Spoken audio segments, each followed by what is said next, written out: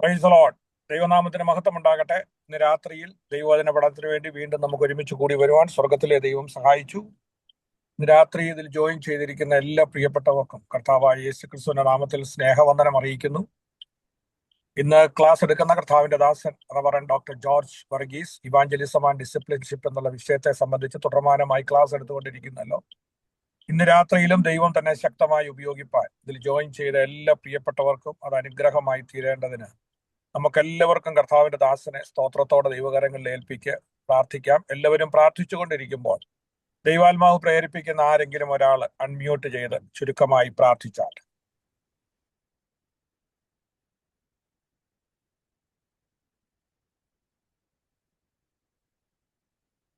Hallelujah, hallelujah, hallelujah.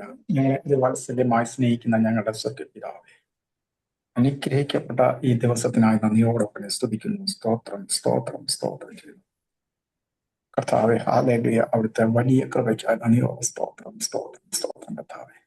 ഇന്ന് പകൽക്കാലവും കർത്താവെ ഞങ്ങൾ വിവിധ സ്ഥലങ്ങളിൽ ഇരുന്നു കൊണ്ട് അപ്പന്റെ സന്നദ്ധിയിൽ കർത്താവെ ഹാലയിൽ ആയിരിക്കാൻ ഞങ്ങളെ ബലപ്പെടുന്നു. സ്തോത്രം, സ്തോത്രം. അവരുടെ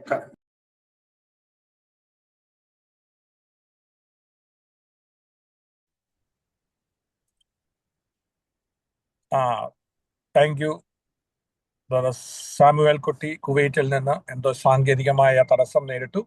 കർത്താവെ, ഞങ്ങളുടെ സ്വർഗീയ പിതാവേ, കർത്താവിന്റെ ദാസനെയും ഇന്ന് ജോയിൻ ചെയ്ത എല്ലാ പ്രിയപ്പെട്ടവരെയും ഞങ്ങൾ തിരുക്കരങ്ങളിൽ ഏൽപ്പിക്കുന്നു. ഇന്നത്തെ ക്ലാസ് ഈ കടന്നു വന്ന എല്ലാവർക്കും, ഇത് പിന്നീട് കേൾക്കുന്നവർക്ക് എല്ലാം അനുഗ്രഹമാക്കണം. കർത്താവിന്റെ ദാസനെ കർത്താവെ ശക്തീകരിക്കണം. യാതൊരു ഇന്റർഫിയർ വേറെ ബുദ്ധിമുട്ടൊന്നും വരാതെ ദൈവം സഹായിക്കണം. സകലമാനവും മഹത്വം എടുക്കണം യേശുവിന്റെ നാമത്തിൽ തന്നെ. Praise the Lord. Priya Samuel കുട്ടി കുവൈറ്റിൽ നിന്ന് ജോയിൻ ചെയ്തിരുന്നു. വളരെ സന്തോഷം. ദൈവം സഹായിക്കട്ടെ. തുടർന്നുള്ള ക്ലാസ് എടുക്കുവാൻ കർത്താവിന്റെ ദാസൻ പാസ്റ്റർ ജോർജ് വർഗീസിനെ വളരെ സ്നേഹത്തോടെ ആദരവോടെ ക്ഷണിക്കുന്നു. ദൈവത്തിന് സ്തോത്രം.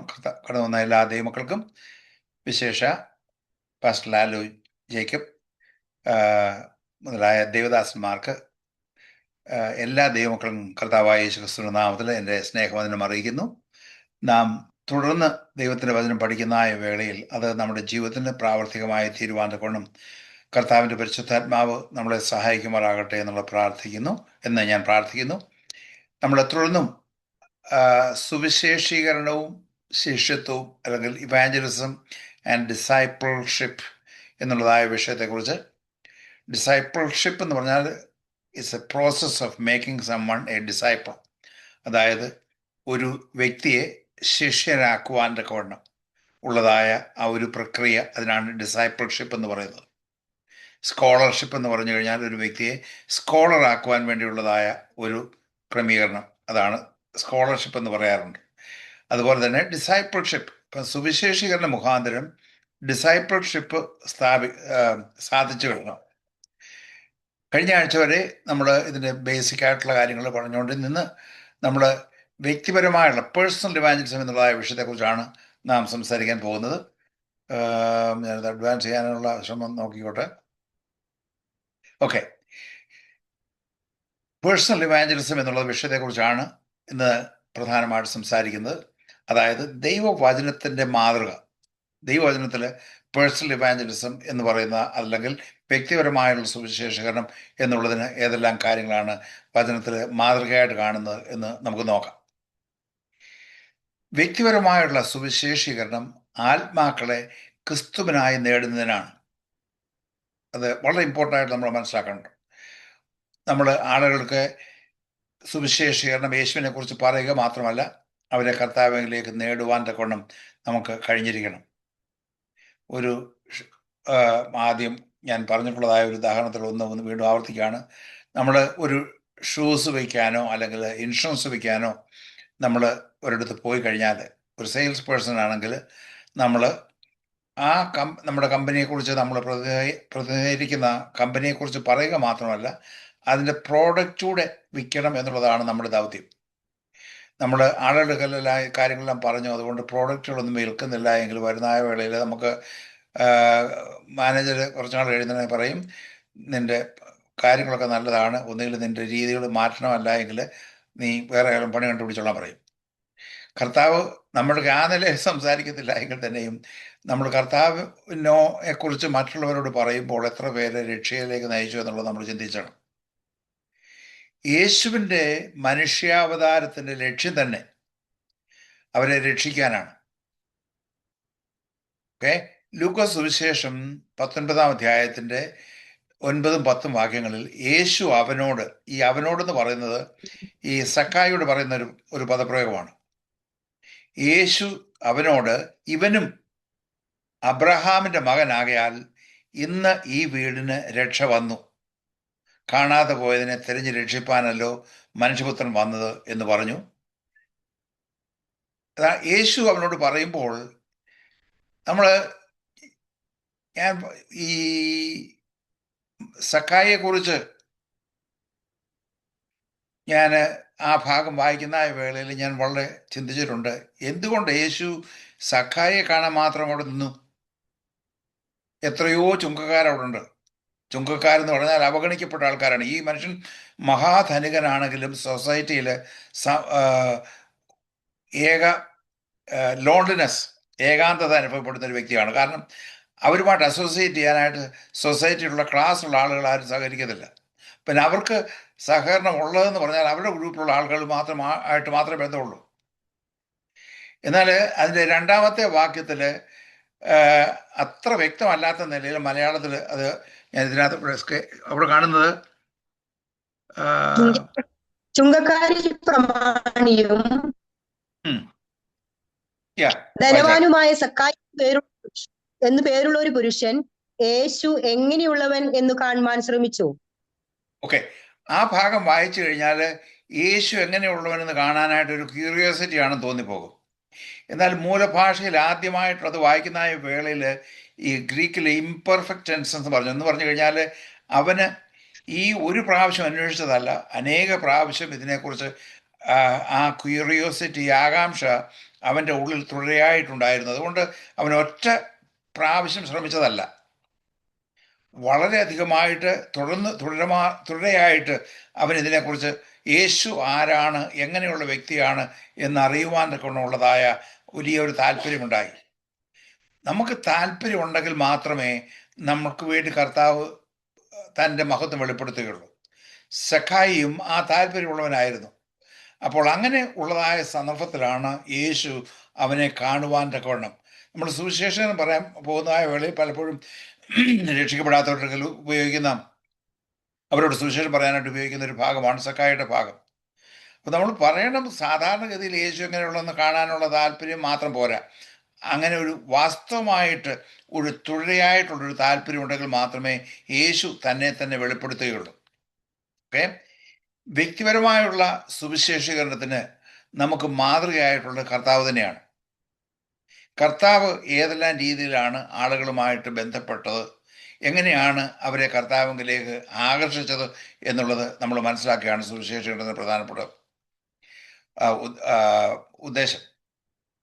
നമ്മൾ സുവിശേഷീകരണത്തെക്കുറിച്ച് ഏറ്റവും കൂടുതൽ വ്യക്തിപരമായുള്ള പേഴ്സണൽ ഇവാഞ്ചലിസത്തെക്കുറിച്ച് ഏറ്റവും കൂടുതൽ പ്രതിപാദിക്കുന്ന പുസ്തകം എന്ന് പറഞ്ഞു കഴിഞ്ഞാൽ യോഹന്നാൻ സുവിശേഷമാണ്. യോഹന്നാൻ സുവിശേഷം 1 മുതൽ അതിൻ്റെ 21 അധ്യായങ്ങൾ നോക്കുന്ന വേളയിൽ യേശു എങ്ങനെ വ്യക്തിപരമായിട്ട് ആളുകളുമായിട്ട് ഇടപെട്ടു, അത് ഇന്ന് നമ്മുടെ പഠനത്തിൻ്റെ ഒരു ഭാഗമായിരിക്കും.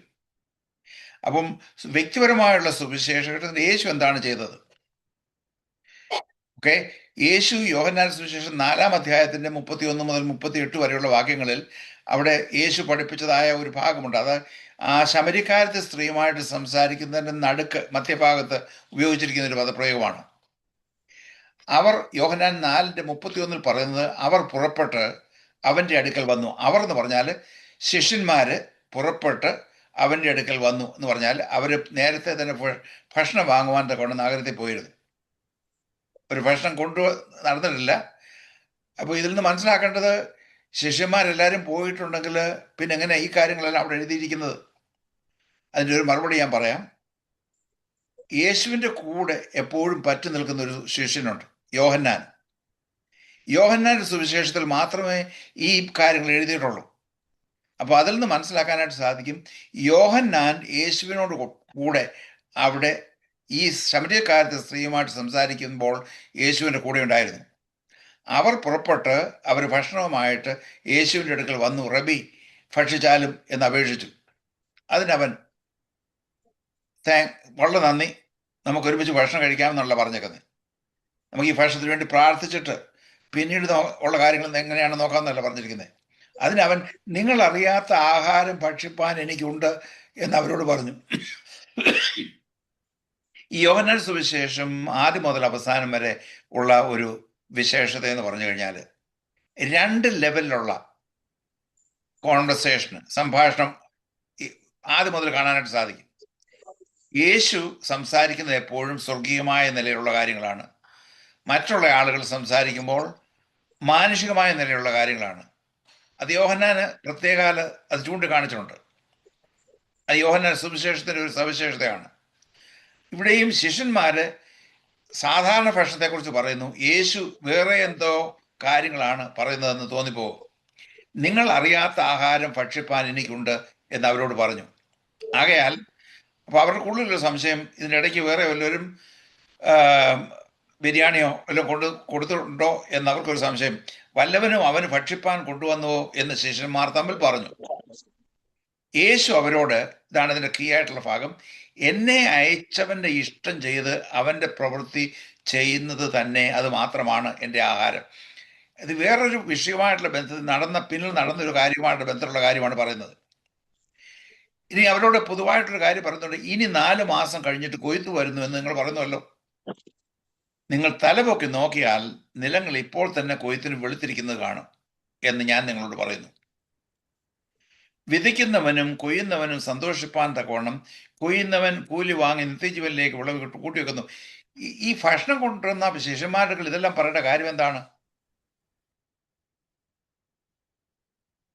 ഇത് തമ്മിൽ പരസ്പര ബന്ധമില്ലാത്ത കാര്യമാണെന്ന് തോന്നിപ്പോകും. പക്ഷേ യേശുവിൻ്റെ ശുശ്രൂഷയുമായിട്ടുള്ള ബന്ധത്തിൽ വളരെ റെലവൻ്റ് ഉള്ളതാണ്.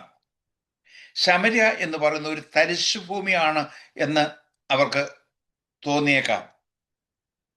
അവിടെ വിതച്ചിട്ട് യാതൊരു പ്രയോജനമില്ല എന്നുള്ളതായ നിലയിലാണ് ശിഷ്യന്മാർ കാണുന്നത്. അവർ യഹൂദന്മാരുടെ ചിന്താഗതിയാണ്. യഹൂദന്മാരും ശമര്യക്കാരും തമ്മിൽ യാതൊരു സമ്പർക്കവുമില്ല എന്ന് പിന്നീട് ഇതിനകത്ത് എഡിറ്റോറിയൽ നോട്ടായിട്ട് യോഹന്നാൻ എഴുതിയിട്ടുണ്ട്. വിതയ്ക്കുന്നത് ഒരുത്തൻ, കൊയ്യുന്നത് മറ്റൊരുത്തൻ എന്നുള്ള പഴഞ്ചൊൽ ഇതിൽ ഒത്തിരിക്കുന്നു. നിങ്ങൾ അധ്വാനിച്ചിട്ടില്ലാത്തത് കൊയ്യുവാൻ ഞാൻ നിങ്ങളെ അയച്ചിരിക്കുന്നു. മറ്റുള്ളവർ അധ്വാനിച്ചു, അവരുടെ അധ്വാനത്തിലേക്ക് നിങ്ങൾ പ്രവേശിച്ചിരിക്കുന്നു എന്ന് പറഞ്ഞു കഴിഞ്ഞാൽ വേറെ ആൾക്കാർ വിതച്ചതുകൊണ്ട് ഒരു ഫലമായിരിക്കാൻ നിങ്ങൾ കൊയ്യുന്നത്. പണ്ടിരിക്കൽ ഒരാളുമായിട്ട് സംസാരിച്ചത് വേളയിൽ ഇത് പറയുന്നതുകൊണ്ടാണ് വേറെ ആൾക്കാർ അധ്വാനിച്ചത്, വേറെ ആൾക്കാർ പ്രവർത്തിച്ച് ആളുകളെ കൊണ്ട് നമ്മൾ അവരെ എടുക്കുന്ന ആ കാര്യത്തെക്കുറിച്ചല്ല പറയുന്നത്. അതിന് പറയുന്നത് ആട് മോഷണം എന്നാണ്.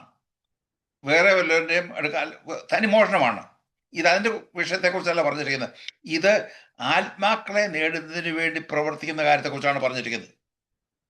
യേശു ഇവരുമായിട്ട് സംസാരിക്കുന്ന വേളയിൽ ഒരു വ്യക്തിയെ മാത്രമല്ല, ഒരു പട്ടണത്തെ മുഴുവനും കർത്താവിലേക്ക് നേടി. അതിനെക്കുറിച്ചുള്ളതായ വിശദീകരണങ്ങൾ അറിയാനൊന്നും അവർക്കാർക്കും ശിഷ്യന്മാർക്ക് വലിയ താല്പര്യമൊന്നുമില്ല ആ സമയത്ത്. നാം സുവിശേഷം പറയുമ്പോൾ ദൈവവചനമാകുന്ന വിത്ത് മനുഷ്യ ഹൃദയങ്ങളിൽ വിതയ്ക്കുന്ന പോലെ ആകുന്നു. നാം ദൈവവചനം മറ്റുള്ളവരോട് സാധാരണ അവർക്ക് മനസ്സിലാകുന്ന ഭാഷയിൽ നമ്മൾ വിത്ത് വിതയ്ക്കുകയാണ്. കേൾവിക്കാർ രക്ഷിക്കപ്പെടുന്നത് അതിൻ്റെ വിളവെടുപ്പുമായിട്ടുള്ള ബന്ധത്തിലാണ്. നമ്മൾ ഇന്ത്യയിൽ ഇപ്പോൾ നടക്കുന്നതായ ഉണർവും ഏത് സ്ഥലത്ത് ചെന്ന് പ്രവർത്തിക്കുമ്പോൾ ദൈവം അവിടെ പ്രവർത്തിക്കുന്നത് നമ്മുടെ പ്രത്യേകിച്ചുള്ള അനുഭവിക്കോ. കാരണം നേരത്തെ തന്നെ അനേക ആളുകൾ ദൈവദാസന്മാർ അവിടെ പ്രവർത്തിക്കുകയും അവർക്ക് വേണ്ടി പ്രാർത്ഥിക്കുകയും ദൈവത്തിൻ്റെ വചനം അവർക്ക് ഷെയർ ചെയ്യുന്നവരാണ്. നമ്മൾ ആ വിതയ്ക്കേണ്ടതായ സമയത്ത് നമ്മളവിടെ കൊയ്യേണ്ടതായ സമയത്ത് നമ്മളവിടെ ചെന്ന് കൊയ്യുന്നു എന്ന് മാത്രമേ ഉള്ളൂ. അപ്പോൾ നമ്മൾ സുവിശേഷം പറയാൻ പോകുന്ന വേളയിൽ ആദ്യമായിട്ട് ചെയ്യേണ്ടതായ ഒരു സംഗതി എന്ന് പറഞ്ഞു കഴിഞ്ഞാൽ, ആദ്യം കർത്താവേ ഈ പ്രദേശത്ത് ദൈവത്തിൻ്റെ വചനം വിതയ്ക്കുകയും അവരോട് സുവിശേഷം നേരത്തെ പറഞ്ഞിട്ടുള്ളതുമായ ആളുകളെ ഓർത്ത് ഞാൻ ദൈവത്തിന് സ്തോത്രം ചെയ്യുന്നു. അവരുടെ പ്രവർത്തനം കൊണ്ടാണല്ലോ എനിക്ക് ഇപ്പോൾ ഇവിടെ കടന്നു വരുവാൻ തക്കൊണ്ട് സാധിച്ചത്. അല്ലെങ്കിൽ നമ്മളൊരു ഒരു പുതുതായിട്ടുള്ള ഫീൽഡാണെങ്കിൽ കർത്താവെ ഞാനിവിടെ പ്രവർത്തിക്കുന്നു, ഇതിൻ്റെ അധ്വാനം ഫലം. കാരണം ഇത് നമ്മുടെ വ്യക്തിപരമായിട്ടുള്ളൊരു മിനിസ്ട്രി അല്ല, ഇത് ദൈവത്തിൻ്റെ മിനിസ്ട്രിയാണ്. അതിലേക്ക് ആൾക്കാരെ കൊണ്ടുവരിക എന്നുള്ളതാണ് അതിൻ്റെ ഉദ്ദേശം. ഓക്കെ, നമുക്ക് ആദ്യം മുതൽ യോഹന്നാൻ സുവിശേഷം 1-ാമത്തെ അധ്യായം മുതൽ ഈ പേഴ്സണൽ ഇവാഞ്ചലിസത്തിന്റെ ചില സവിശേഷതകൾ നമുക്ക് കാണാൻ സാധിക്കും. We will go chapter by chapter. ഒരു ചാപ്റ്ററിൽ നിന്ന് വേറൊരു ചാപ്റ്ററിലേക്ക് നമ്മൾ പോകാം. ഒന്നാമത്തെ അവിടെ ഒരു സുവിശേഷീകരണം എന്ന് പറഞ്ഞു കഴിഞ്ഞാൽ യോഹന്നാൻ സ്നാപകൻ അഥവാ സ്നാപക യോഹന്നാൻ ക്രിസ്തുവിനെ യഹൂദന്മാർക്ക് പരിചയപ്പെടുത്തി കൊടുക്കുന്നു. 29-ാമത്തെ വാക്യം, പിറ്റന്നാൾ യേശു തന്റെ അടുക്കൽ വരുന്നത് കണ്ടിട്ട്, ഇതാ ലോകത്തിന്റെ പാപം ചുമക്കുന്ന ദൈവത്തിന്റെ കുഞ്ഞാട്, എന്റെ പിന്നാലെ ഒരു പുരുഷൻ വരുന്നു, അവൻ എനിക്ക് മുമ്പേ ഉണ്ടായിരുന്നത് കൊണ്ട് എനിക്ക് മുമ്പനായി തീർന്നു എന്ന് ഞാൻ പറഞ്ഞവൻ ഇവൻ തന്നെ. ഞാനോ അവനെ അറിഞ്ഞിട്ടില്ല, എങ്കിലും വെള്ളത്തിൽ സ്നാനം കഴിപ്പിക്കാൻ എന്നെ അയച്ചവൻ എന്നോട്, ആരുടെ മേൽ ആത്മാവ് വരുന്നു എന്നെ വെള്ളത്തിൽ സാക്ഷ്യം കഴിപ്പിക്കാൻ, അതായത് വെള്ളത്തിൽ സ്നാനപ്പെടുത്തുന്ന ഒരു സാക്ഷ്യമായിട്ടാണ് ഇവിടെ യോഹന്നാൻ അവിടെ പറയുന്നത്. എന്നെ അയച്ചവനായ ദൈവം എന്നോട്, ആരുടെ മേൽ ആത്മാവ് ഇറങ്ങുന്നതും വസിക്കുന്നതും നീ കാണുന്നുവോ, അവൻ നിങ്ങളെ പരിശുദ്ധാത്മാവിൽ സ്നാനം കഴിപ്പിക്കുന്നവനാകുന്നു എന്ന് പറഞ്ഞു. അപ്പോൾ യേശുവിന് ഒരു ദൗത്യമുണ്ട്. പിന്നീട് അവരുടെ മേൽ പരിശുദ്ധാത്മാവിനെ അയക്കും. രക്ഷിക്കപ്പെടുന്ന വിഷയമായിട്ടുള്ള ബന്ധമല്ല, രക്ഷിക്കപ്പെട്ടതിന് ശേഷം അതിന് ഉണ്ടാകുന്ന ഒരു അനുഭവമാണ് പരിശുദ്ധാത്മാഭിഷേകം. ചില ആൾക്കാർ പരിശുദ്ധാത്മാഭിഷേകവും രക്ഷയും അല്ല ഒരൊറ്റ സമയത്താണ് വരുന്നതെന്ന് പഠിപ്പിക്കുന്നുണ്ട്. ഞാൻ അങ്ങനെ പഠിപ്പിക്കുന്നില്ല. ഇങ്ങനെ ഞാൻ കാണുകയും ഇവൻ ദൈവപുത്രൻ എന്ന് സാക്ഷ്യം പറയുകയും ചെയ്തിരിക്കുന്നു. അപ്പോൾ നമ്മൾ കണ്ട അനുഭവിച്ചതായ കാര്യങ്ങൾക്ക് മാത്രമേ നമുക്ക് സാക്ഷ്യം പറയാനൊക്കത്തുള്ളൂ. ഐ വിറ്റ്നസ് കോടതിയിൽ പോകുമ്പോൾ അവര് നിങ്ങൾ ദൃക്സാക്ഷിയാണോ എന്ന് ചോദിക്കും. ദൃക്സാക്ഷി അല്ലെങ്കിൽ ഇവിടെ പറയുന്ന ഒരു പദപ്രവണത ഹിയർസേ എന്ന് പറഞ്ഞാൽ മറ്റുള്ളവർ പറയുന്നത് കേട്ട് അത് അവിടെ കോടതിയിൽ ജഡ്ജിയുടെ മുമ്പാകെ വാലിഡ് അല്ല. അവിടുത്തെ നാട്ടിലെ കാര്യം അങ്ങനെയൊന്നും എനിക്കറിയത്തില്ല. മറ്റുള്ളവർ പറഞ്ഞ കാര്യം നീ കേട്ട് പറയുന്നത് ഗോസപ്പ് പറയുകയാണെന്ന് പറയും. ഇവിടെ പറയുന്നത് ഞാൻ കാണുകയും ഇവൻ ദൈവപുത്രൻ എന്ന് സാക്ഷ്യം പറയുകയും ചെയ്തിരിക്കുന്നു. കാരണം എന്താണെന്ന് അറിയാമോ? അവൻ രക്ഷിക്കപ്പെട്ടതായ വേളയിൽ അവൻ്റെ മേൽ പരിശുദ്ധാത്മാവ് വന്ന്, ഇവൻ എൻ്റെ പ്രിയപുത്രൻ, ഇവൻ ഞാൻ പ്രസാദിച്ചിരിക്കുന്നു എന്നുള്ളതായ ഒരു അശരീരി എന്ന് പറഞ്ഞാൽ സ്വർഗത്തിൽ നിന്ന് ദൈവം സംസാരിക്കുന്നത് ഞാൻ കേട്ടു. അതിൽ നിന്ന് വ്യക്തമായിട്ട് എനിക്ക് മനസ്സിലായി ഇവൻ സാക്ഷാൽ ദൈവപുത്രനാണെന്ന്. അങ്ങനെ ഇവൻ ദൈവപുത്രൻ എന്ന് ഞാൻ സാക്ഷ്യം പറയുന്നു. രണ്ടാമത്, യോഹന്നാൻ സ്നാപകൻ യേശുവിനെ യഹൂദന്മാർക്ക് പരിചയപ്പെടുത്തുന്നതിൻ്റെ ഭാഗത്തിൽ പിറ്റേന്നാൾ യോഹന്നാൻ പിന്നെയും തൻ്റെ ശിഷ്യന്മാരിൽ രണ്ടുപേരുമായി അവിടെ നിൽക്കുമ്പോൾ, യഹൂദന്മാർക്കെന്നുള്ളതല്ല രണ്ടാമത്തെ പോയിന്റ് എന്ന് പറഞ്ഞാൽ, യോഹന്നാൻ സ്നാപകൻ യേശുവിനെ തൻ്റെ ശിഷ്യന്മാർക്ക് പരിചയപ്പെടുത്തുന്നതാണ്. യഹൂദന്മാർക്കെന്നുള്ളതിന് പകരമായിട്ട് തൻ്റെ ശിഷ്യന്മാർക്ക് പരിചയപ്പെടുത്തുന്നു. ഞാൻ അത് ടൈപ്പ് ചെയ്ത സന്ദർഭത്തിൽ ചിന്തിക്കാതെ യഹൂദന്മാർക്കെന്നുള്ളത് ഒന്നാമത്തെ പോയിന്റാണ്. രണ്ടാമത് സ്നാപക യോഹന്നാൻ യേശുവിനെ തൻ്റെ ശിഷ്യന്മാർക്ക് പരിചയപ്പെടുന്നു. ഓക്കെ, അപ്പം യോഹന്നാൻ യഹൂദന്മാർക്ക് പരിചയപ്പെടുത്തുക മാത്രമല്ല, 35 മുതൽ 37 വരെയുള്ള വാക്യങ്ങളിൽ തൻ്റെ ശിഷ്യന്മാർക്ക് കൊടുക്കുന്നു. പിറ്റേന്നാൾ യോഹന്നാൻ പിന്നെയും തൻ്റെ ശിഷ്യന്മാർ രണ്ടുപേരുമായി അവിടെ നിൽക്കുമ്പോൾ കടന്നു പോകുന്ന യേശുവിനെ കണ്ടിട്ട്, ഇതാ ദൈവത്തിൻ്റെ കുഞ്ഞാട് എന്ന് പറഞ്ഞു. അവർ പറഞ്ഞത് ആ രണ്ട് ശിഷ്യന്മാർ കേട്ട് അവനെ അഥവാ യേശുവിനെ അനുഗമിച്ചു. താനൊരു ശുശ്രൂഷ ഏർപ്പെടുത്തിയതിന് ശേഷം John the Baptist evangelistic association എന്ന് വേണേൽ പറയാം, അതെല്ലാം സാധിച്ച് വളരെ സക്സസ്ഫുൾ ആയിട്ട് മിനിസ്ട്രി നടത്തുന്ന സമയത്ത് താനത്തിന് ഈ തൻ്റെ ശിഷ്യന്മാരെ വേറെ ഒരാൾ പുതുതായിട്ട് വന്ന യേശു എന്ന് പറയുന്ന ഒരു വ്യക്തി താന് വലിയ ശുശ്രൂഷ എന്നുവരെ തുടങ്ങിയിട്ടുമില്ല, അയാളെ പരിചയപ്പെടുത്തി കൊടുക്കേണ്ട കാര്യമില്ല. യോഹന്നാൻ അറിയാം തന്നെ അയച്ചതായ ശുശ്രൂഷ തൻ്റെ മിനിസ്ട്രി എസ്റ്റാബ്ലിഷ് ചെയ്യാൻ വേണ്ടിയല്ല, യേശുവിന് വേണ്ടി, യേശുവിൻ്റെ മുൻഗാമി, പ്രിക്കേഴ്സർ എന്ന് ഇംഗ്ലീഷിൽ പറയും, യേശുവിൻ്റെ മുന്നേ പറഞ്ഞ് അവൻ്റെ വരവിനെക്കുറിച്ചുള്ളതായ വഴിയൊരുക്കുന്നതായ ഒരു വ്യക്തിയാണ് യോഹന്നാൻ എന്ന് ദൈവത്തിൻ്റെ വചനത്തിൽ യെശയ്യാ പ്രവചനത്തിൽ യോഹന്നാനെ കുറിച്ച് പറയുന്നുണ്ട്. ആ ദൗത്യമാണ് യോഹന്നാൻ അവിടെ നിവർത്തിക്കുന്നത്. തൻ്റെ ശിഷ്യന്മാരിൽ ഒരുത്തിനെ കണ്ടിട്ട് ഇതാ ദൈവത്തിൻ്റെ കുഞ്ഞാട് എന്ന് പറഞ്ഞു. കാരണം ഈ ദൈവത്തിൻ്റെ കുഞ്ഞാടിൻ്റെ പിന്നാലെ പോവുക എന്നുള്ളതാണ് നിങ്ങളുടെയും ദൗത്യം എന്നുള്ള കാര്യമാണ് യോഹന്നാൻ തൻ്റെ ശിഷ്യന്മാരോട് പറയുന്നത്. സ്ക്രീൻ കാണുന്നില്ല കേട്ടോ, എന്തോ സ്ക്രീൻ വരുന്നില്ല, ഓൺലി ആ ഐക്കോണേ വരുന്നുള്ളൂ, അതായത് ഡെസ്ക്ടോപ്പ് പോലെ. ഇപ്പൊ കാണാമോ? ആ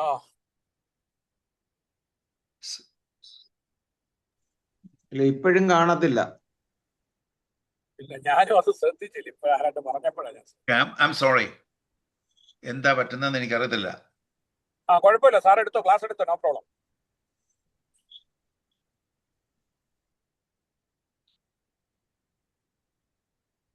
ഇപ്പം കാണാമോ? ഇല്ല, കാണുന്നുണ്ട്, പക്ഷെ സ്ക്രീൻ വരുന്നുണ്ട്. ആ ഡെസ്ക്ടോപ്പാ കാണുന്നത്, അതുപോലെ ഐക്കോൺസ് ഒക്കെ എല്ലാം ഉണ്ട്. സർ ഒരിക്കൽ സൂം റീസ്റ്റാർട്ട് ചെയ്താൽ മതിയേ, അപ്പം it will be fine. Just try ചെയ്താൽ മതി. അല്ല, അന്നേരം എല്ലാരും ഔട്ട് ആയിട്ട് വരണ്ടേ? സാരമില്ല. ആ സാറിന്റെയോ? അതെ അതെ, സാറിന്റെ ജസ്റ്റ് ഒന്ന് ലോഗ് ഔട്ട് ചെയ്തിട്ട് ലോഗിൻ ചെയ്താൽ മതി. ഓക്കെ, ഒരു മിനിറ്റ് ക്ഷമിക്കണേ.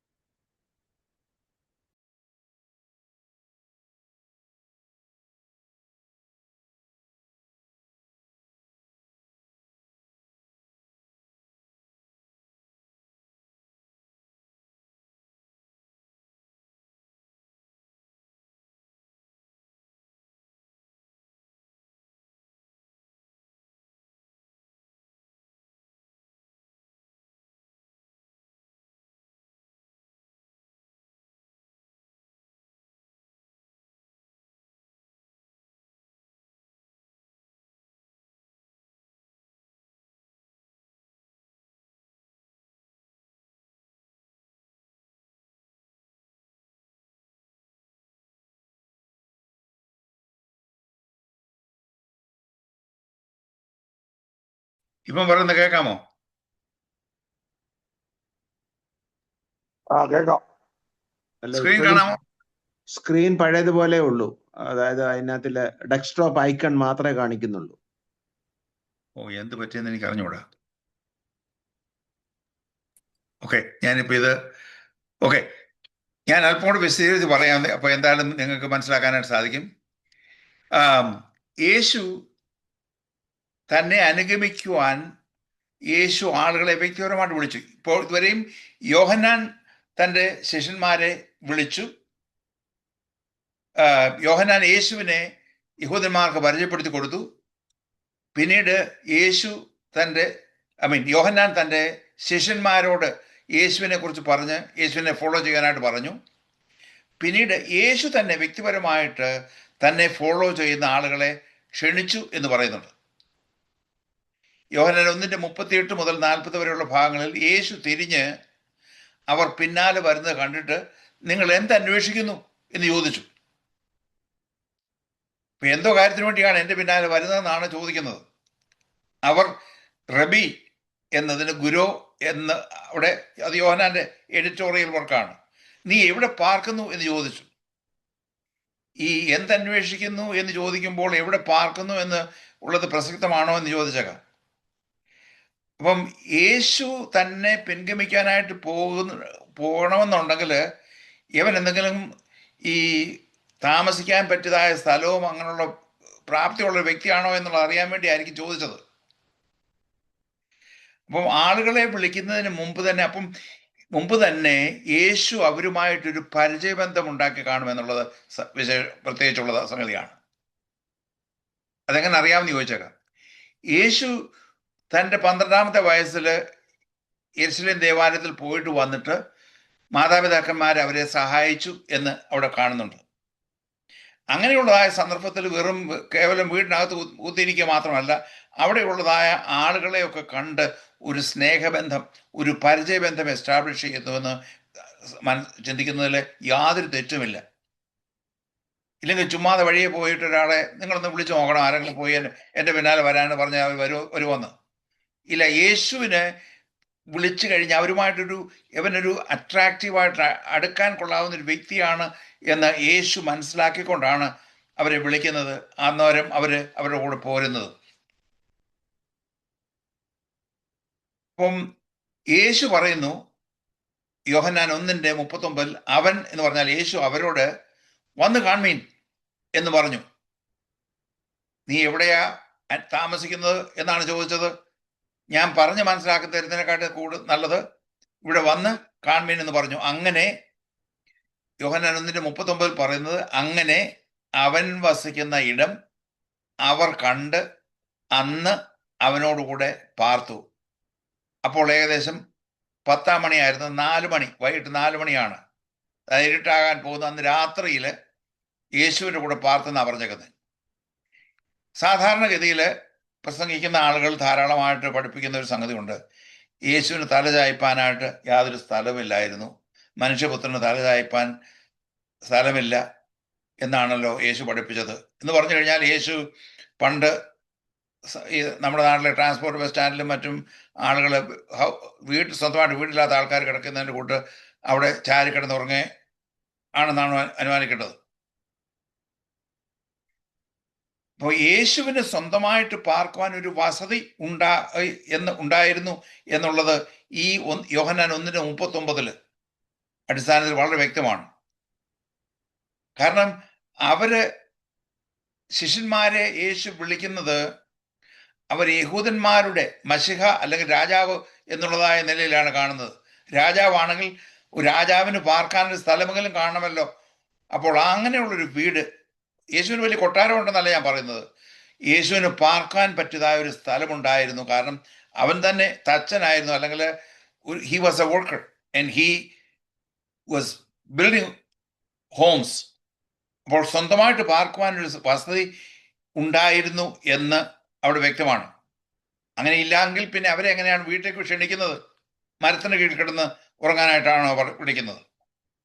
യോഹന്നാൻ പറഞ്ഞത് കേട്ട് 40-ാമത്തെ വാക്യത്തിൽ യോഹന്നാൻ എന്ന് പറഞ്ഞ സ്നാപക യോഹന്നാൻ പറഞ്ഞത് കേട്ട് അവനെ അനുഗമിച്ച 2 പേരിൽ ഒരുത്തൻ ശിമോൻ പത്രോസിന്റെ സഹോദരനായ അന്ത്രയാസ് ആയിരുന്നു.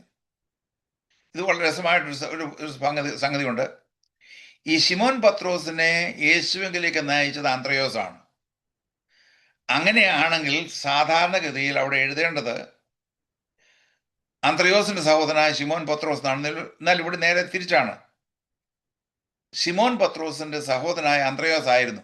മറ്റേ വ്യക്തി ആരാണെന്ന് പറയുന്നില്ല. അതിൽ നിന്ന് ന്യായമായിട്ട് ഊഹിക്കാവുന്ന ഒരു സംഗതി എന്ന് പറഞ്ഞാൽ മറ്റേ ശിഷ്യൻ എന്ന് പറഞ്ഞാൽ ഈ സുവിശേഷം എഴുതിയതായ യോഹന്നാൻ ആയിരിക്കും.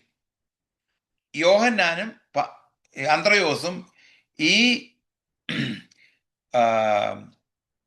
സ്നാപക യോഹന്നാന്റെ ശിഷ്യന്മാരായിരുന്നു. അവരുടെ സ്വഭാവത്തിലും മറ്റും ആ സ്വഭാവ രീതികൾ വ്യക്തമായിട്ട് കാണാനായിട്ട് സാധിക്കും.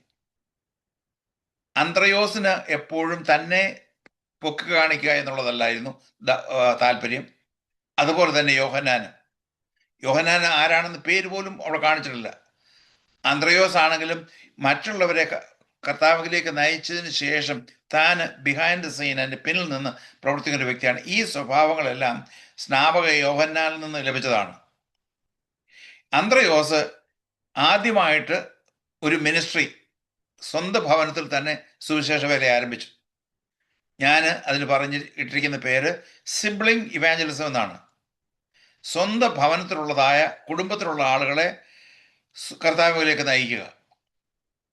യോഹന്നാൻ 1:40 മുതൽ 42 വരെയുള്ള വാക്യങ്ങൾ. യോഹന്നാൻ പറഞ്ഞത് കേട്ട് അവനെ അനുഗമിച്ച് 2 പേരിൽ ഒരുത്തൻ ശിമോൻ പത്രോസിന്റെ സഹോദരനായ അന്ത്രയോസ് ആയിരുന്നു.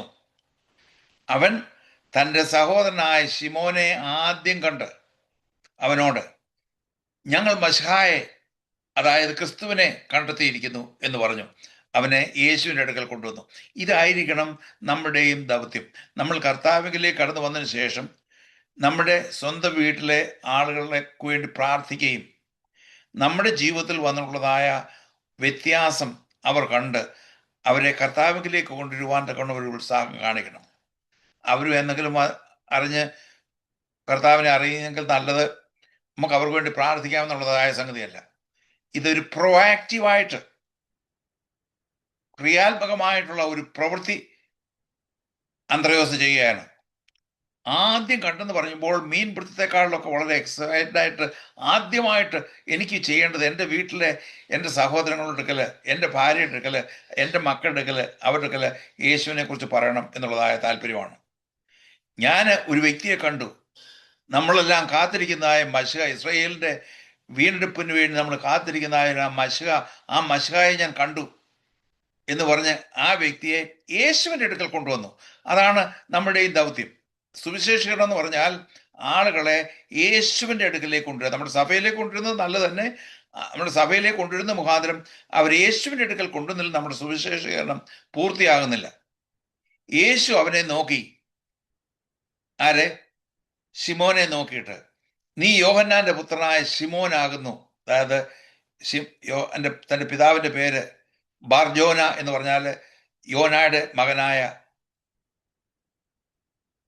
മകൻ ബാർജോന. ശിമോനാകുന്നു, നിനക്ക് കേഫ എന്ന് പേര്. കേഫ എന്നുള്ള പദം അരാമ്യ ഭാഷയിൽ നിന്നുള്ളതായ ഒരു പദപ്രയോഗമാണ്. കേഫ അതിൻ്റെ അർത്ഥം എന്ന് പറഞ്ഞാൽ ഒരു പാറയുടെ കഷ്ണം. ഓക്കെ, അത് പത്രോസ് എന്നാകുന്നു. അതിനാ ഗ്രീക്കിൽ പറഞ്ഞിരിക്കുന്നത് പെട്രാസ് എന്ന് പറഞ്ഞിരിക്കുന്നത്. നാലാമത് അവിടെ കാണുന്ന അവിടെ സുവിശേഷകൻ എന്ന് പറഞ്ഞാൽ ഫിലിപ്പോസ്. ഇതിനെ യേശു വ്യക്തിപരമായിട്ട് ക്ഷണിച്ചു. 1-ാമത്തെ അധ്യായത്തിന്റെ യോഹന്നാൻ 1-ന്റെ 43-44 വാക്യങ്ങൾ. പിറ്റന്നാൾ യേശു ഗലീലയ്ക്ക് പുറപ്പെടുവാൻ ഭാവിച്ചപ്പോൾ ഫിലിപ്പോസിനെ കണ്ടു. എന്നെ അനുഗമിക്ക എന്ന് പറഞ്ഞു. അപ്പം നേരത്തെ തന്നെ ഞാൻ പറഞ്ഞതുപോലെ ഇവരുമായിട്ടൊരു പരിചയം ഉണ്ടായിരുന്നു, സ്നേഹബന്ധം ഉണ്ടായിരുന്നു, ഒരു മുഖപരിചയം ഉണ്ടായിരുന്നു. ഫിലിപ്പോസോ, ഇവിടെ പറഞ്ഞിരിക്കുന്നത് ഫിലിപ്പോസോ അന്ത്രയോസിന്റെയും പത്രോസിന്റെയും പട്ടണമായ ബെത്സൈദയിൽ നിന്ന് ഉള്ളവരായിരുന്നു. അപ്പൊ അവർക്ക് ഒരു ദേശക്കാരാണ്. നമ്മൾക്കും നമ്മുടെ ദേശത്തുള്ള ആളുകളെ കർത്താവിലേക്ക് നേടുവാൻ തക്കമുള്ളതായ താല്പര്യം നമുക്കുണ്ടായിരിക്കണം. നമ്മുടെ ഭവനത്തിലുള്ള ആളുകളെ കർത്താവിലേക്ക് നേടുവാൻ തക്കണം. ആദ്യം യെരുശലേമിൽ, യെരുശലേം എന്ന് പറയുന്നത് പല രീതിയിൽ വ്യാഖ്യാനിക്കാം. ആദ്യം നമ്മുടെ യെരുശലേം എന്ന് പറയുന്നത് നമ്മുടെ സ്വന്തം ഭവനമാണ്. പിന്നത്തെ യെരുശലേം എന്ന് നമ്മുടെ സ്വന്തം ആ സിറ്റിയാണ്. ഫിലിപ്പോസ് തൻ്റെ സ്നേഹിതനായ നഥാനിയലിനെ മശിഹായെ പരിചയപ്പെടുത്തുന്നു. എല്ലാവരും ആക്റ്റീവാണ് സുവിശേഷീകരണത്തിന് വേണ്ടി. യേശുവിൻ്റെ അടുക്കലേക്ക് കർത്താവിനെ കൊണ്ടുവരിക എന്നുള്ളതാണ് അവിടെ എല്ലാം ദൗത്യം. ഇതിന് വേണമെങ്കിൽ ഞാനിട്ട പേര് ഫ്രണ്ട്ഷിപ്പ് ഇവാഞ്ചലിസം എന്നാണ്. നമ്മുടെ സ്വന്തം സ്നേഹിതന്മാരുടെ ഇടയിൽ സൗഹൃദ സുവിശേഷീകരണം എന്ന് മലയാളത്തിൽ പറയാം. ഓക്കെ, അതിൽ 45-ാമത്തെ വാക്യത്തിൽ പിറ്റേന്നാൾ യേശു ഗലീലയ്ക്ക് പുറപ്പെടുവാൻ ഭാവിച്ചപ്പോൾ ഫിലിപ്പോസിനെ കണ്ട് എന്നെ അനുഗമിക്കാമെന്ന് പറഞ്ഞു. ഫിലിപ്പോസോ അന്ത്രയോസിന്റെയും പത്രോസിന്റെയും പട്ടണമായ ബെത്സൈദ എന്നുള്ളവനായിരുന്നു. ഓക്കെ, ഫിലിപ്പോസിന് ആ സമയത്ത് യേശുവിനെ കുറിച്ച് വളരെ പരിമിതമായിട്ടുള്ള അറിവേ ഉണ്ടായിരുന്നുള്ളൂ. എൻ്റെ പ്രവർത്തനത്തിൽ പറയുന്നത്, ഞാൻ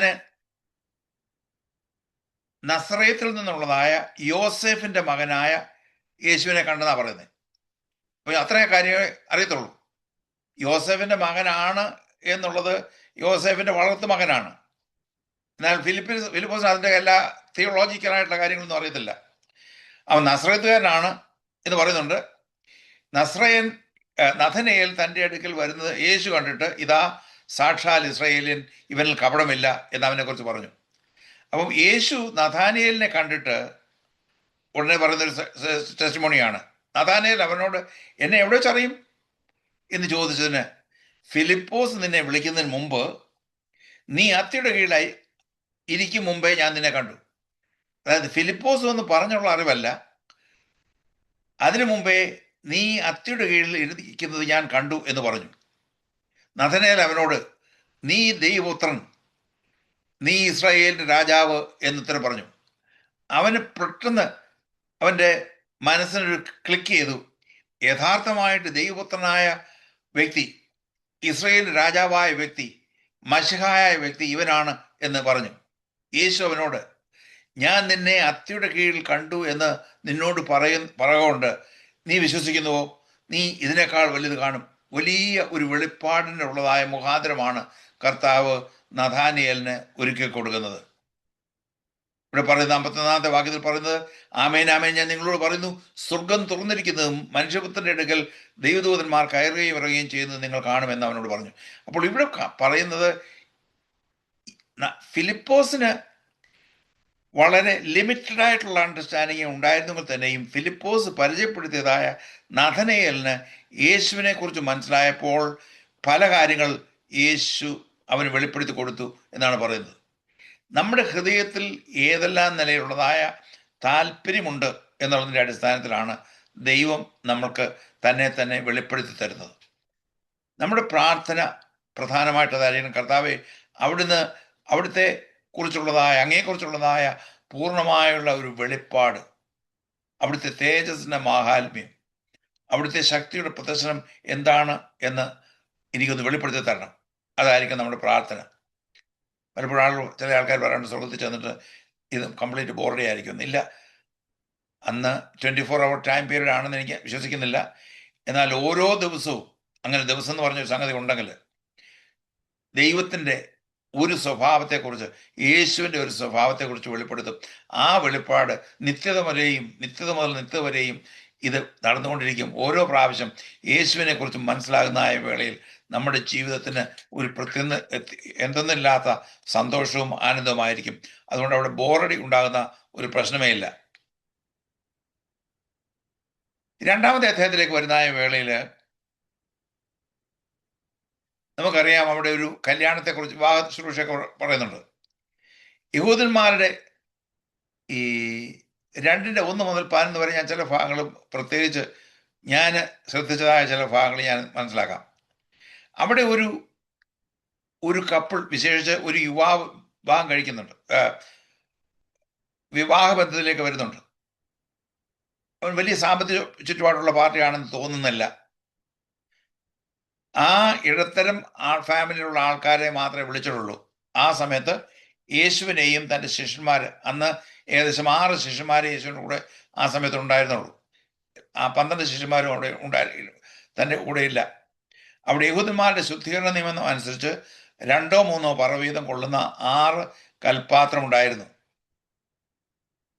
ഓക്കെ, അതിന് മുമ്പുള്ളതായ കോൺവെർസേഷന് നമ്മുടെ ഇപ്പോഴത്തെ ഈ വിഷയമായുള്ള ബന്ധത്തിൽ പ്രസക്തമല്ല.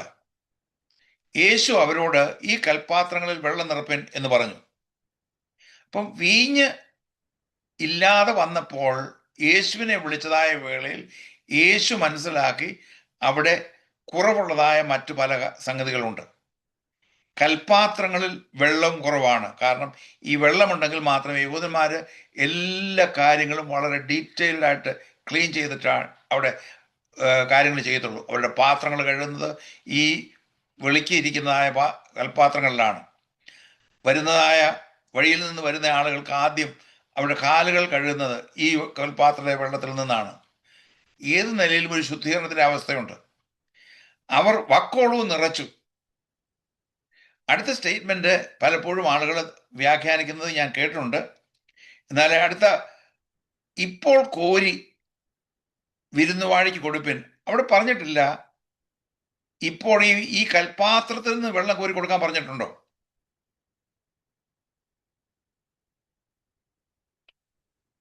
പാസ്റ്റർ ഇതുവരെയും കേട്ടതിൻ്റെ കൂട്ടം അല്ല പറയുന്നത്, സത്യമാണ്. ഞാൻ ഈ കേൾക്കുന്നതെല്ലാം അതുപോലെ ശരിയാണെന്ന് ഞാൻ ചിന്തിക്കുന്ന കൂട്ടത്തിലല്ല, കേൾക്കുന്നത് അത് തന്നെയോ എന്ന് ശോധന ചെയ്തിട്ട് ചിന്തിക്കുന്ന വ്യക്തിയാണ് ഞാൻ. എവിടെ നിന്നാണ് ഇവർ വെള്ളം കോരി കൽപ്പാത്രങ്ങൾ നിറച്ചത്? അപ്പൊ അതിനൊരു ഒരു കിണറുണ്ടായിരിക്കാം, അത് വ്യക്തമാണ്. അല്ലാതെ പൈപ്പിൽ നിന്ന് എടുത്തതല്ല. ഒരു കിണറിൽ നിന്ന് കൽപ്പാത്രങ്ങളിൽ വെള്ളം നിറച്ച ശുശ്രൂഷക്കാരാണ് ചെയ്യുന്നത്. ഇപ്പോൾ കോരി വിരുന്നുവാഴിക്ക്, ഇപ്പോൾ കോരി എന്ന് പറഞ്ഞാൽ ഈ വെള്ളത്തിൽ നിന്ന് കോരി, ഈ കൽപ്പാത്രത്തിൽ നിന്ന് കോരി എന്ന് അർത്ഥമാകണമെന്നില്ല. ആ കിണറ്റിൽ നിന്ന് കോരി കൊടുക്കണം. കാരണം ആ കൽപ്പാത്രത്തിന് കോരാനുള്ള, കൽപ്പാത്രത്തിലെ വെള്ളത്തെ വീഞ്ഞാക്കാൻ യാതൊരു സാധ്യമല്ല. കാരണം കൽപ്പാത്രത്തെ വെള്ളമെല്ലാം വീഞ്ഞാക്കിയായിരുന്നെങ്കിൽ പിന്നെ വരുന്ന ആളുകളുടെ കാല് കഴുകുന്നത് എന്താ? വീഞ്ഞിനകത്താണോ? അവിടെയുള്ളതായ പാത്രങ്ങളെല്ലാം കഴുകുന്ന വീഞ്ഞിനകത്താണോ? ഈ ബാക്കിയുള്ളതായ വീഞ്ഞെല്ലാം എന്ത് ചെയ്യും? 12 കൊട്ട നിറച്ച് എല്ലാവരും നാട്ടുകാർക്കെല്ലാം കൊടുത്ത് എല്ലാവരും വീഞ്ഞു കുടിപ്പിക്കാൻ പോവാന്നോ യേശു? അതൊന്നും അവിടെ എഴുതിയിട്ടില്ല. ഇങ്ങനെയുള്ളതായ ചോദ്യങ്ങൾ വളരെ പ്രസക്തമായ ചോദ്യമാണ്. യേശു അവരോട് ഈ കൽപാത്രങ്ങൾ വെള്ളം നിറപ്പിന്, അത് ആദ്യത്തെ സ്റ്റെപ്പ്. അവർ വക്കോളു നിറച്ചു. അത് ശുശ്രൂഷക്കാരുടെ അനുസരണ. ഇപ്പോൾ കോരി വിരുന്നുവാഴി എന്ന് പറഞ്ഞാൽ വിരുന്നുവാഴി അവിടെയുള്ളതായ സകല കാര്യങ്ങളും കൺട്രോൾ ചെയ്യുന്ന വ്യക്തിയാണ്. അകത്ത് നടക്കുന്ന സദ്യയുടെ കാര്യവും അകത്ത് വരുന്നതായ ഗസ്റ്റിന്റെ കാര്യവും പുറത്ത് നടക്കുന്നതായ വെള്ളത്തിന്റെ കാര്യവും ഇതെല്ലാം അറിയുന്ന വ്യക്തിയാണ്. അതുകൊണ്ടാണ് അവന് പോയി കൊടുക്കാൻ, അവനും വിഷാദിച്ച് അവിടെ ഇരിക്കുകയായിരിക്കും, വീഞ്ഞ് തീർന്നല്ലോ എന്നുള്ളത്. ശുശ്രൂഷക്കാരോട് പറയുന്നു, നീ പോയി ഈ വീഞ്ഞ് പോയി വിരുന്നുവാഴിക്ക് കൊടുപ്പീൻ എന്ന് അവൻ പറഞ്ഞു. അവർ കൊണ്ടുപോയി കൊടുത്തു. 9-ാമത്തെ വാക്യത്തിൽ വളരെ ശ്രദ്ധേയമാണ്. അത് വെള്ളം കോരിയ ശുശ്രൂഷക്കാരല്ലാതെ വിരുന്നുവാഴി അറിഞ്ഞില്ല.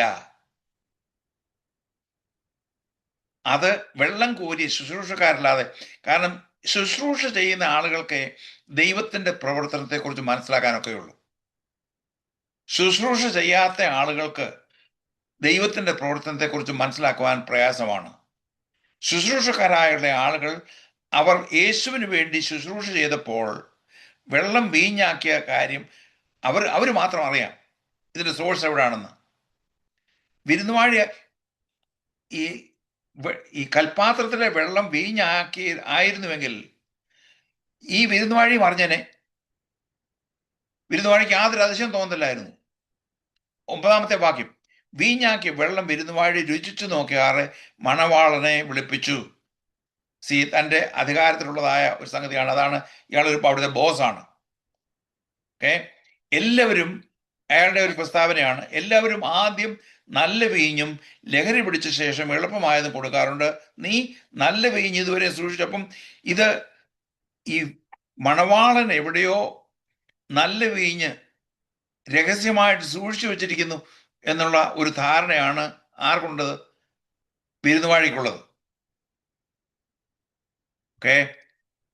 ഇതിൽ നിന്ന് മനസ്സിലാക്കേണ്ടത്, ഏറ്റവും നല്ല വീഞ്ഞിനെ കുറിച്ച് ഞാൻ റിസർച്ച് നടത്തിയ വേളയിൽ നല്ല വീഞ്ഞ് വളരെ കാലദൈർഘ്യം പ്രാപിച്ചപ്പെട്ടതാണ്.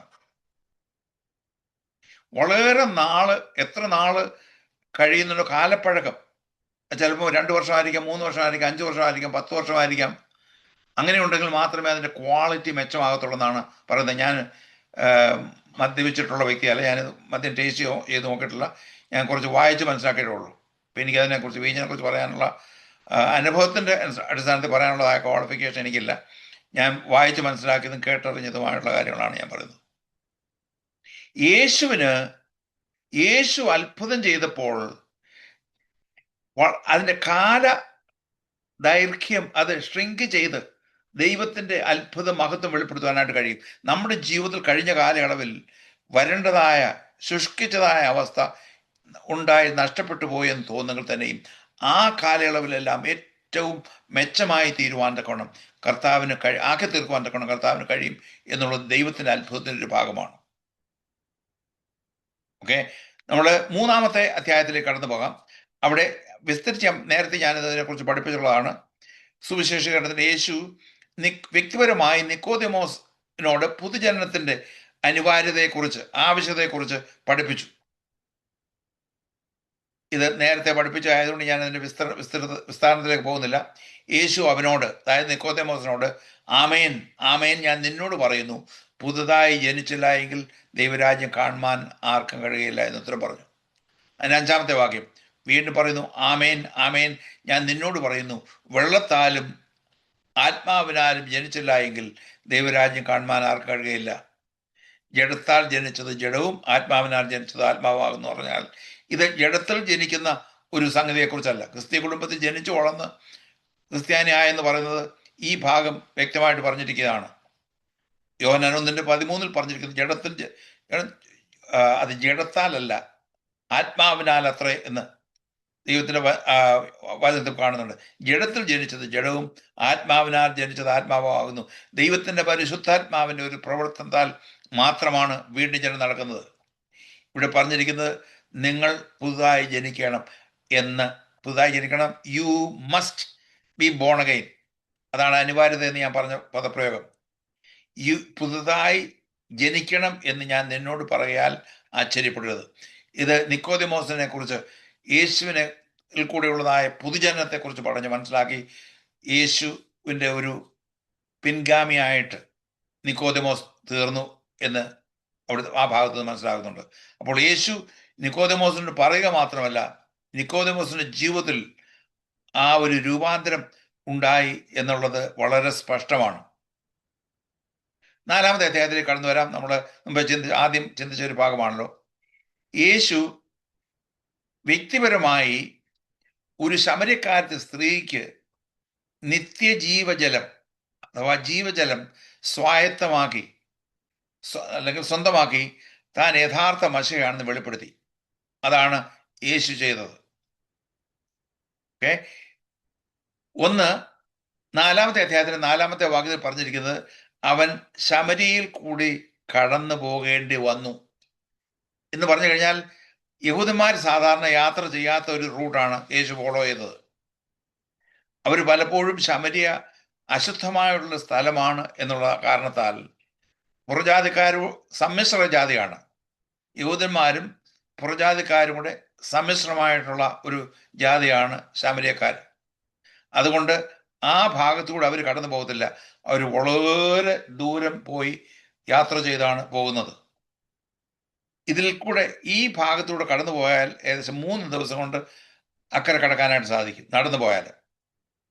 എന്നാൽ യേശുവിന് അവിടെ ഒരു നിർബന്ധം, അവൻ ശമരിയിൽ കൂടി കടന്നു പോകേണ്ടി വന്നു എന്ന് പറയുമ്പോൾ താൻ ഒരു ദൗത്യത്തിന് വേണ്ടിയാണ് പോകുന്നത്, അത് നിവർത്തിച്ചെങ്കിലേ ഒക്കത്തുള്ളൂ എന്നുള്ളതായ കാര്യം യേശുവിന് വ്യക്തമായിട്ട് അറിയാമായിരുന്നു. എന്ന് പറഞ്ഞു കഴിഞ്ഞാൽ ആത്മാക്കളെ രക്ഷിക്കുവാൻ ഉള്ളതായ ഒരു നിർബന്ധം തൻ്റെ മേലുണ്ടായ കാരണത്താലാണ് അവൻ ശമരിയിൽ കൂടെ കടന്നു പോയത്. അവിടെ കടന്നു പോകുന്നതായ വേളയിൽ ഒരു ഭൂമിശാസ്ത്രപരമായുള്ള ചില തടസ്സങ്ങൾ അതിജീവിച്ചു എന്ന് പറയുമ്പോൾ അതിനെ പരിഗണിച്ചില്ല എന്ന് വേണമെങ്കിൽ പറയാനായിട്ട് സാധിക്കും. അതിജീവിച്ചു എന്ന് പറയുന്ന അത് പരിഗണിച്ചില്ല. മറ്റുള്ളവരെന്തോ പറയും എന്നുള്ളതായ ഒരു ചിന്തയും യേശുവിനില്ലായിരുന്നു. അപ്പോൾ യേശു ശമരിക്കാരത്തിയുമായിട്ട് അവിടെ ചെല്ലുന്നതായ വേളയിൽ ആ ഭാഗം എല്ലാം വായിക്കാനുള്ളതായ സമയമില്ല, അതുകൊണ്ട് ഞാനത് വായിക്കുന്നില്ല. അവിടെ തനി നട്ടുച്ചയ്ക്കാണ് അവര് വെള്ളം കോരാനായിട്ട് വരുന്നത്. എന്തിനാണ് നട്ടുച്ചയ്ക്ക്? അതിഭയങ്കരമായുള്ള ചൂടിൻ്റെ ഉള്ള സ്ഥലമാണ്. ഈ മിഡ് ഡേയിൽ വെള്ളം കോരാൻ തക്കൊണ്ട് വന്നത് എന്തിനാണ് എന്ന് ചിന്തിച്ചേക്കാം. ഇവൾക്ക് ചില പ്രോബ്ലംസ് ഉണ്ട്. ഇവൾ സൊസൈറ്റിയിൽ അവഗണിക്കപ്പെട്ട ഒരു സ്ത്രീയാണ്. അതുകൊണ്ട് മറ്റ് സ്ത്രീകളും ഇവളുടെ കൂടെ അസോസിയേറ്റ് ചെയ്യാനായിട്ടുള്ള താല്പര്യമില്ല. അവള് 5 പ്രാവശ്യം വിവാഹം കഴിച്ച് ഇപ്പോഴ് വിവാഹമെല്ലാം ഇത്രയും നാൾ ഫെയിലായി, ഇനി കല്യാണം കഴിച്ചുകൊണ്ട് വലിയ പ്രയോജനമൊന്നുമില്ല. ഒരുത്തിൻ്റെ കൂടെ അങ്ങ് നമ്മുടെ നാട്ടിലെ ഭാഷ പറഞ്ഞാൽ ചേക്കേറി താമസിക്കുക എന്ന് പറയും. അതായത് വിവാഹബന്ധത്തിൽ ലീഗലായിട്ടുള്ള വിവാഹബന്ധമില്ലാതെ ഒരുത്തിൻ്റെ കൂടെ അങ്ങ് കോമൺ ലോ മാരേജ് എന്നിവിടെ പറയാറുണ്ട്. അതുപോലുള്ളതായ ഒരു മാരേജാണ് അത്. വിവാഹമായിട്ട് ദൈവം സമ്മതിക്കുന്നില്ല. മാനുഷികമായ തന്നെ ചിലപ്പോൾ ചില ആളുകൾ ചിന്തിച്ചേക്കാം. ഇവിടെ യേശു സ്ത്രീ പുരുഷ വ്യത്യാസത്തെ അതിജീവിച്ചു. ഒരു സ്ത്രീയും പുരുഷനും തമ്മിൽ ആ കാലയളവിൽ സംസാരിക്കുന്നത്, ഈ കാലയളവിലും പല സൊസൈറ്റികളിലും അങ്ങനെയാണ്. സാധാരണഗതിയിൽ ഞാൻ ഒരു പാസ്റ്റർ ഒരു സ്ത്രീയെ കണ്ട് അവരുടെ സഭയിലെ വിശ്വാസിയാണ് കണ്ട് ചിരിക്കുന്നത് കണ്ടിട്ട് വേറൊരു മാനസിക രോഗമുള്ളതായ ഒരു സ്ത്രീ അയ്യോ നിങ്ങളുടെ പാസ്റ്റർ ഇന്നാരെ കണ്ട് ചിരിക്കുന്നത് കണ്ടു എന്ന് പറഞ്ഞ് ആ പാസ്റ്ററെ കുറിച്ച് വേണ്ടാത്ത കാര്യങ്ങളെല്ലാം പറഞ്ഞ് പ്രചരിപ്പിച്ച ഒരു കഥ എനിക്കറിയാം. നടന്ന സംഭവമാണ്. യേശു ഇതൊന്നും ബാധകമല്ലായിരുന്നു. യേശു എന്താണ് ചെയ്യുന്നതെന്ന് തനിക്കറിയാമായിരുന്നു. യേശുവിൻ്റെ കൂടെ ഞാൻ നേരത്തെ പറഞ്ഞതുപോലെ തൻ്റെ കൂടെ ഈ ആരോപണം അതിജീവിക്കുവാൻ തക്കോണം യേശുവിൻ്റെ ശിഷ്യനായ യോഹന്നാനെയും കൂടെ കൊണ്ടുപോയി എന്നുള്ളത് വളരെ സ്പഷ്ടമാണ്. കാരണം യോഹന്നാൻ സുവിശേഷത്തിൽ മാത്രമേ ഈ കാര്യങ്ങൾ പറഞ്ഞിട്ടുള്ളൂ. യേശുവിനോട് കൂടെ യോഹന്നാനും കൂടെ ഉണ്ടായിരുന്നു എന്ന് ന്യായമായി നമുക്ക് അനുമാനിക്കുന്നതിൽ യാതൊരു കുഴപ്പമില്ല. 3-ാമത്തെ തടസ്സം എന്ന് പറഞ്ഞാൽ വംശീയമായുള്ള എത്നിക് ബാരിയർ എന്ന് പറയാം. യഹൂദന്മാര് ശമര്യക്കാര് അവർ തമ്മിൽ യാതൊരു ബന്ധവുമില്ല. നമുക്കറിയാം യേശു ശമര്യക്കാരൻ്റെ ഒരു ഉപമ പഠിപ്പിച്ചിട്ടുണ്ട്. അതിന് ബാക്ക്ഗ്രൗണ്ട് മനസ്സിലാക്കിയെങ്കിൽ മാത്രമേ അതിൻ്റെ ഗാംഭീര്യം എന്താണെന്ന് മനസ്സിലാക്കാൻ പറ്റുള്ളൂ.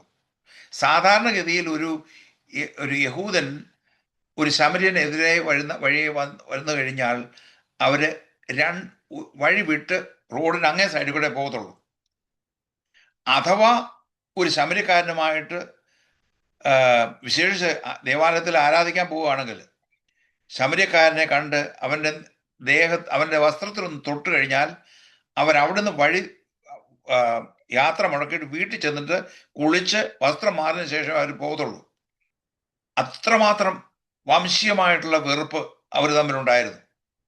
യേശു അവിടെ വെച്ച് വംശീയമായുള്ള ആ തടസ്സത്തെ അതിജീവിച്ചു എന്നാണ് മനസ്സിലാക്കുന്നത്. 7-ാമത്തെ വാക്യത്തിൽ യോഹന്നാൻ 4:7 പറഞ്ഞ ഒരു ശമര്യ സ്ത്രീ വെള്ളം കോരുവാൻ വന്നു. യേശു അവളോട് എനിക്ക് കുടിപ്പാൻ തരുമോ എന്ന് ചോദിച്ചു. അവൻ്റെ ശിഷ്യന്മാർ, അവിടെ യോഹന്നാന്റെ എഡിറ്റോറിയൽ വർക്കാണ്, അവൻ്റെ ശിഷ്യന്മാർ ഭക്ഷണ സാധനങ്ങളെ കൊള്ളുവാൻ അഥവാ വാങ്ങുവാൻ പട്ടണത്തിൽ പോയിരുന്നു. ശമര്യ സ്ത്രീ പറയുന്ന സ്റ്റേറ്റ്മെന്റ് വളരെ ശ്രദ്ധേയമാണ്. ശമര്യ സ്ത്രീ അവനോട് നീ യഹൂദനായിരിക്കെ ശമര്യക്കാരത്തിയായ എന്നോട് കുടിപ്പാൻ ചോദിക്കുന്നത് എങ്ങനെ എന്ന് ചോദിച്ചു.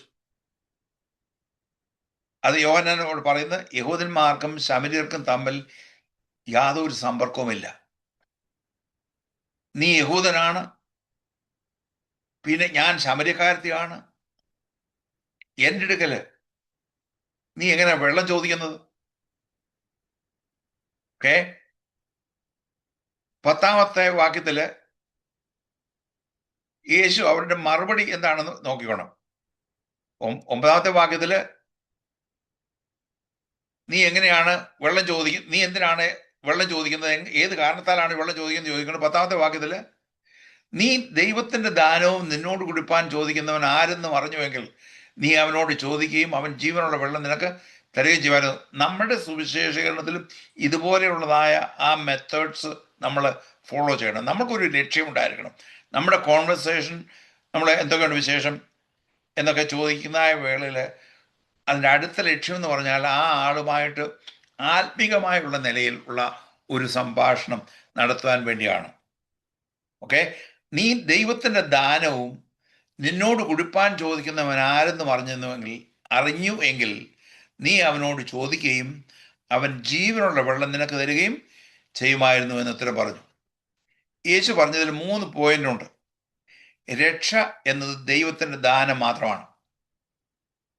രക്ഷ എന്ന് പറയുന്നത് ജീവജലമാണ്. ദൈവത്തിൻ്റെ ദാനം എന്ന് പറയുന്നത് അത് നമ്മൾക്ക് കുടിക്കുവാൻ എന്ന് പറഞ്ഞാൽ അനുഭവിച്ചറിയുവാൻ.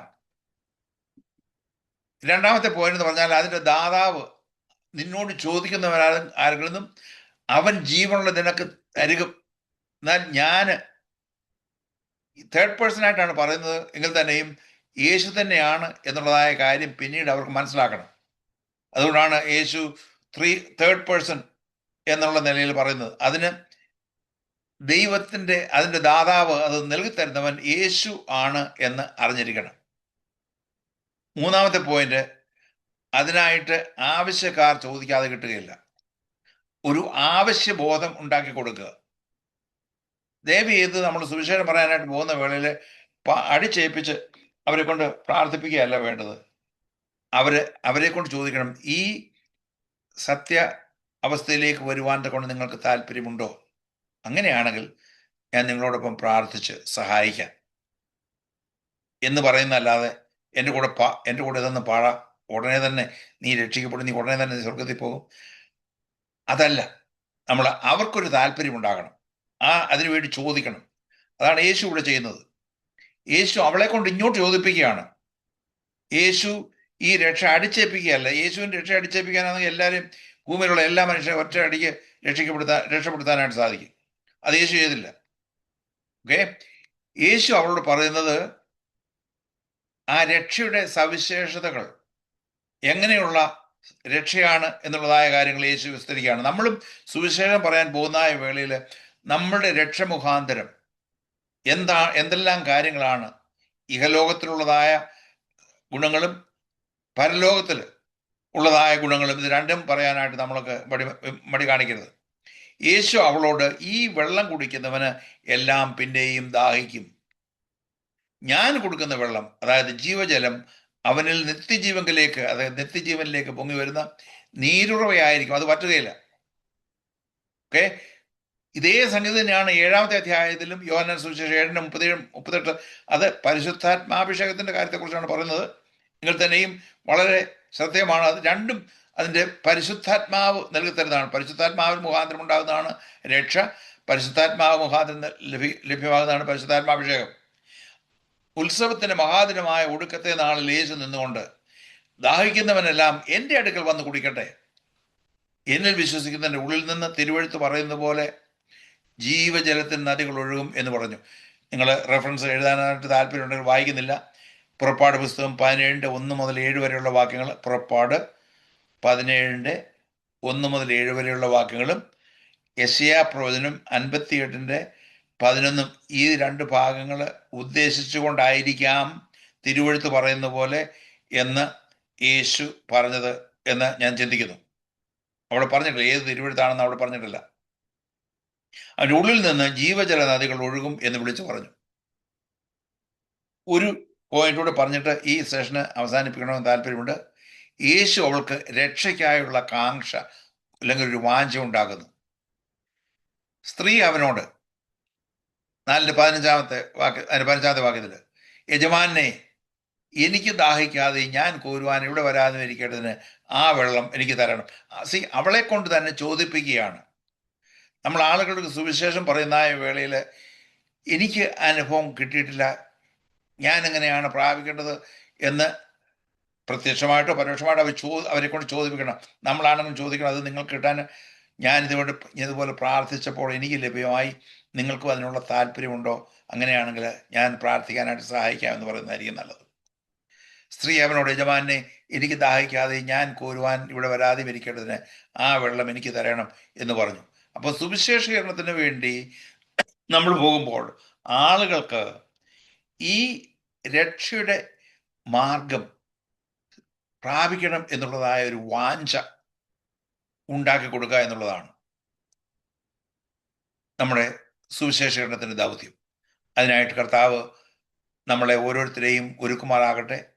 നമ്മുടേതായുള്ള പ്രവർത്തന മുഖാന്തരം അനേകർ കർത്താവിലേക്ക് കടന്നു വരുവാൻ തക്കണം ഇടയാകട്ടെ എന്ന് പ്രാർത്ഥിച്ചുകൊണ്ട് ഈ സെഷൻ ഇവിടെ വെച്ച് അവസാനിപ്പിക്കുന്നു. Praise the Lord. വളരെ അനുഗ്രഹിക്കപ്പെട്ട രീതിയിൽ ക്ലാസ് എടുക്കുവാൻ കർത്താവിന്റെ ദാസനെ ഇന്ന് രാത്രിയിലും ദൈവം സഹായിച്ചതോർത്ത് ദൈവത്തിന് സ്തോത്രം ചെയ്യുന്നു. കർത്താവിന്റെ ദാസനും ജോയിൻ ചെയ്ത എല്ലാ പ്രിയപ്പെട്ടവർക്കും നന്ദി അറിയിക്കുന്നു. നമുക്ക് പ്രാർത്ഥനയോടെ ആശീർവാദത്തോടെ പിരിയാം. പ്രിയ സിസ്റ്റർ ബിൻസി, വീഡിയോ ഓൺ ആക്കിയിരിക്കുന്ന സിസ്റ്റർ ബിൻസി പ്രാർത്ഥിക്കുമോ? അൺമ്യൂട്ട് ചെയ്ത് പ്രാർത്ഥിക്കാമോ? കേൾക്കുന്നില്ലയോ? Okay.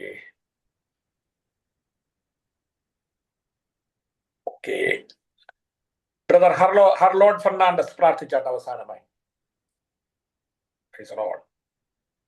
Hallelujah, hallelujah, hallelujah, hallelujah. കർത്താവേ, നന്ദിയോട് സ്തുതിക്കുന്നു, വാഴ്ത്തുന്നു. കർത്താവേ, സ്തോത്രം.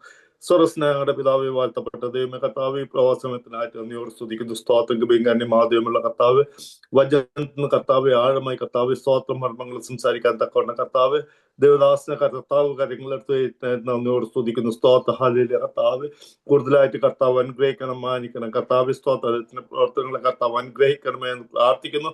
ഹല്ലേലൂയ. കർത്താവ് നന്ദിയോട് സ്തുതിക്കുന്ന കർത്താവ് സ്തോത്രം കടന്നു വന്ന കർത്താവ് സ്തോത്രം എല്ലാ കർത്തദാസന്മാരും ദാസിമാരും കർത്താവ് അവിടുത്തെ പൊൻകരത്ത് കർത്താവ് ഞങ്ങൾ സമർപ്പിച്ച് പ്രാർത്ഥിക്കുന്ന അപ്പ സ്തോത്ര ഹല്ലേലൂയ. പരിശുദ്ധാത്മാവിന്റെ അഭിഷേകത്താൽ കർത്താവ് ഓരോരുത്തരെയും നിറക്കണമേ എന്ന് പ്രാർത്ഥിക്കുന്ന കർത്താവ് സ്തോത്ര ഹല്ലേലൂയ. കർത്താവ് സ്തോത്ര ഹല്ലേലൂയ. ഓരോരുത്തരുടെ ഉള്ളിൽ നിന്ന് കർത്താവ് ഹല്ലേലൂയ കർത്താവ് സ്തോത്രം നിറഞ്ഞ കവിയുന്ന ഒരു അവസ്ഥയിലേക്ക് കർത്താവ് നയിക്കണമേ എന്ന് പ്രാർത്ഥിക്കുന്ന കർത്താവ് സ്തോത്രം. പരിശുദ്ധാത്മാവിന്റെ സ്തോത്ര സാന്നിധ്യം കർത്താവ് ആദ്യം തൊട്ട് അവസാനം വരെ കർത്താവ് ഞങ്ങളുടെ കൂടെ ഇരുന്നതിനായിട്ട് നന്ദിയോട് സ്തുതിക്കുന്നു കർത്താവ് സ്തോത്രം. ഹല്ലേലൂയ. കർത്താവ് ഇതിന് മേൽനോട്ടം വഹിക്കുന്ന ഷാജി പാസ്റ്ററിനെ കർത്താവ് അനുഗ്രഹിക്കണം. കർത്താവ് ലാലു പാസ്റ്റർ അനുഗ്രഹിക്കണമേ എന്ന് പ്രാർത്ഥിക്കുന്നു കർത്താവ്. ഈ ആഴ്ച എടുക്കുന്ന കർത്താവ് 5 ദേവദാസന്മാരെയും കർത്താവിന്റെ കാര്യങ്ങൾ സമർപ്പിച്ച് പ്രാർത്ഥിക്കുന്നു കർത്താവ് സ്തോത്ര. ഹല്ലേലൂയ. കർത്താവിന്റെ സ്വർഗീയ നന്മകൾ കൃപകളെ കൊണ്ട് കർത്താവ് നിറയ്ക്കണമേ എന്ന് പ്രാർത്ഥിക്കുന്നു അപ്പാ സ്തോത്രം. ഒരിക്കൽ കൂടി കർത്താവ് കർത്താവെ അടിയനും കർത്താവിന്റെ പാതയുടെ സംസ്കൃതി പ്രാർത്ഥിക്കുന്നു. ഇതിൽ ഭാഗമായി തീരുവാൻ തക്കണം കർത്താവ് തന്ന കൃപയ്ക്കായി സ്തോത്രം. പ്രാർത്ഥന കേട്ടായി സ്തോത്രം. മാനവും മഹത്വ സർവത്തിൽ അപ്പനെടുക്കണം. സർവശക്തനായ കർത്താവ് ഈശോന്റെ വിലയേറിയ നാമത്തിൽ പ്രാർത്ഥന കേൾക്കണമേ. ആമേൻ. ആമേൻ. ആശീർവാദത്തോടെ നമുക്ക് പിരിയാം. പിതാവായ ദൈവത്തിന്റെ സ്നേഹവും പുത്രനായ യേശു ക്രിസ്തുവിന്റെ കൃപയും പരിശുദ്ധാത്മാവിന്റെ സഹവാസവും സാന്നിധ്യവും നമ്മോടും ഇതിൽ ജോയിൻ ചെയ്ത എല്ലാ പ്രിയപ്പെട്ടവരോടും ഇന്ന് ക്ലാസ് എടുത്ത കർത്താവിന്റെ ശ്രേഷ്ഠദാസനോടും ഇന്ന് മുതൽ എന്നേക്കും ഉണ്ടായിരിക്കുമാറാകട്ടെ. ഇന്ന് നമുക്ക് ദൈവത്തെ സ്തോത്രം ചെയ്യുന്നു. Hallelujah. Hallelujah. Thank you, Pastor George Varghese and all others. Thank you. Tomorrow കാണാം. ദൈവം എല്ലാവരെയും അനുഗ്രഹിക്കട്ടെ. Thank you. സ്തോത്രം.